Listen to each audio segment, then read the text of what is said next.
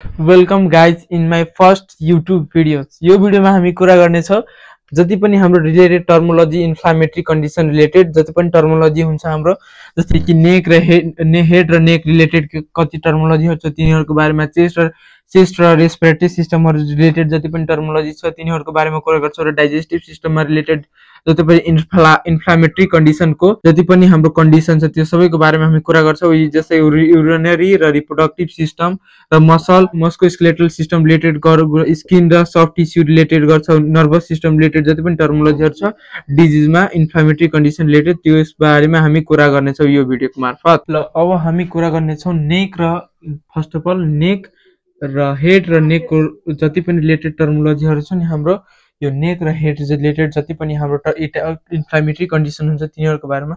र यो भिडियो हेरिसकेपछि तपाईँहरूले कुनै पनि यस्तो मेडिकल टर्म हुन्छ इन्फ्लामेटरी कन्डिसनको जति पनि मेडिकल टर्म हुन्छ तपाईँ इजिली बुझ्न सक्नुहुन्छ, जसको हेल्पले तपाईँहरू कुनै पनि डिजिज पढ्नलाई यति नै राम्रो सजिलो भइहाल्छ।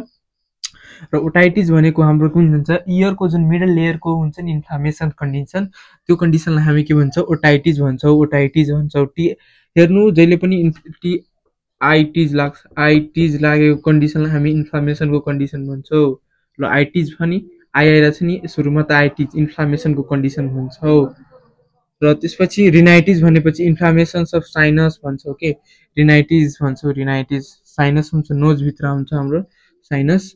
त्यसपछि फेरेन्जाइटिस भन्छौँ, फेरेङ्सको इन्फ्लामेसन्स कन्डिसन। त्यसपछि टन्सिलाइटिस छ हाम्रो, त्यसपछि टन्सिलको इन्फ्लामेसन भयो। ल्यारेन्जाइटिस छ, इन्फ्लामेसन्स अफ ल्यारेङ्स हुन्छ। कन्जक्टिभाइटिस जुन हाम्रो आँखामा हुन्छ नि कन्जक्टिभा भन्ने, त्यसको इन्फ्लामेसन कन्डिसनलाई हामी कन्जक्टिभाइटिस भन्छौँ।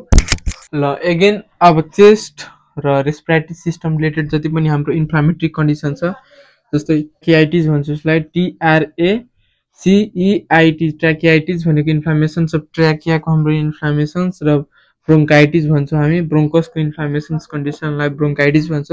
र निमोनाइटिस र यसलाई निमोनिया पनि भन्न सक्छौँ हामी, PNEUMONIA निमोनिया पनि भन्न सक्छौँ, जस्तो इन्फ्लामेसन्स अफ लङ्सको कन्डिसन छ। प्लुराइटिस भनेको होइन जुन प्लुरल क्याभिटी हुन्छ नि, जुन लङ्सलाई कभर गरेको हुन्छ त्यसको इन्फ्लामेटरी कन्डिसनलाई हामी प्लुराइटिस भन्छौँ। ल सिमिलरली डाइजेस्टिभ सिस्टमको रिलेटेड टर्मोलोजीहरू के छ, जिन्जिभाइटिस भनेको कसको कन्डिसन, जिन्जिभाइटिस गमको इन्फ्लामेसन, गमको हाम्रो यो गमको इन्फ्लामेसनको कन्डिसन हुन्छ।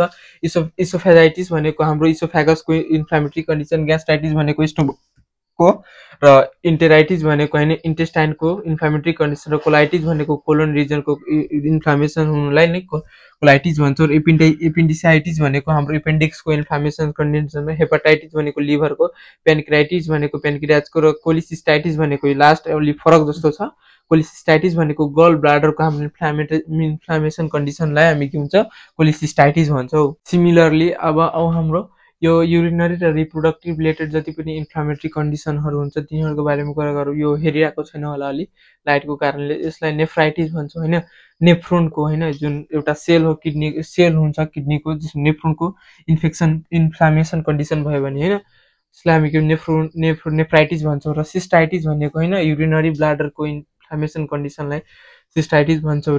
युरेथ्राइटिस भनेको युरेथ्राको होइन, र इन्डोमेट्राइटिस भनेको होइन युटेराइनको लाइनिङ हुन्छ नि, युटेराइनको लाइनिङको त्यसलाई के भन्छ इन्फ्लामेटरी कन्डिसनलाई इन्डोमेट्राइटिस भन्छौँ, इन्डोमेट्राइटिस। र सेल्पिन्जाइटिस भनेको यस्तो कन्डिसन जसमा होइन फेलोपियन ट्युब्सको जुन फिमेल रिप्रोडक्टिभ पार्टको एउटा त्यो हो अर्ग्यान, जस्तो अर्ग्यान पार्ट हो भनौँ। र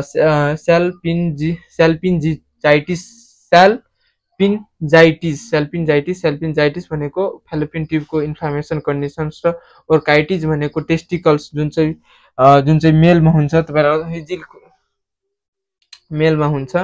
र प्रोस्टेटिस भनेको प्रोस्टेट ग्ल्यान्डको हाम्रो इन्फ्लामेसन्स कन्डिसन्सलाई भन्छौँ प्रोस्टेटाइटिस। लास्ट वान चाहिँ हाम्रो के रहेछ भने मस्कुलोस्केलेटल सिस्टम र एउटा नर्भस सिस्टम रिलेटेड, यो 3वटा र 6वटा जस्तो टर्मोलोजी रहेछ इन्फ्लामेटरी कन्डिसनको। र यसमा हेरौँ यो अर्थराइटिस भनेको के जोइन्टको इन्फेक्सन्स, र मोस्टली अर्थराइटिस कुन जोइन्टमा हुन्छ, अर्थराइटिस साइनोभियल जोइन्टहरूमा हुन्छ है, साइनोभियल जोइन्टहरूमा। र मायोस्टाइटिस भनेको मसल्सहरूको इन्फ्लामेसन्स भन्छौँ। र टेन्डिटाइटिस टेन्डिनाइटिस भनेको होइन, टेन्डिनाइटिस भनेको टेन्डनको होइन, जुन मस्कुलोस्केलेटल सिस्टममा पर्छ होइन, मसल्सहरूलाई त्यो गर्न के भन्छ बाउन्ड गर्छ, यसरी बाउन्ड गर्छ। कार्टिलेज र टेन्डन भन्ने हुन्छ कुरा हाम्रो। र नर्भस सिस्टमको कुरा गर्छ भने न्युराइटिस भनेको नर्भको इन्फ्लामेसन गर्छ। मेनिन्जाइटिस भनेको मेनिन्जस लेयर, जुन 3वटा लेयरले मिलेर बनेको हुन्छ। पायोमोटर, डुवामोटर र आर्कानोइड 3वटा लेयरले बनेको हुन्छ, त्यसको इन्फ्लामेसन कन्डिसनलाई हामी मेनिन्जाइटिस भन्छौँ। इन्सेफ्लाइटिस भनेको ब्रेनमा यदि कुनै इन्फेक्सन्स भयो वा इन्फ्लामेटरी कन्डिसन्स आयो भने चाहिँ यसलाई हामीले इन्सेफ्लाइटिस भन्छौँ। र यो भिडियो यहीँ हुन्छ। र यदि तपाईँहरू सबै यो टर्मोलोजीहरू जानिसक्नुहुन्छ भने तपाईँहरूलाई जति पनि मेडिकलको टर्म इन्फ्लामेटरी कन्डिसन रिलेटेड आउँछ, त्यो डिजिज र सबै डिजिज र त्यो कुनै पनि टपिक्स यिनीहरूबाट पढ्दाखेरि तपाईँहरूलाई इजी हुन्छ र इन्फ्लामेटरी कन्डिसन्स बुझ्नलाई। सो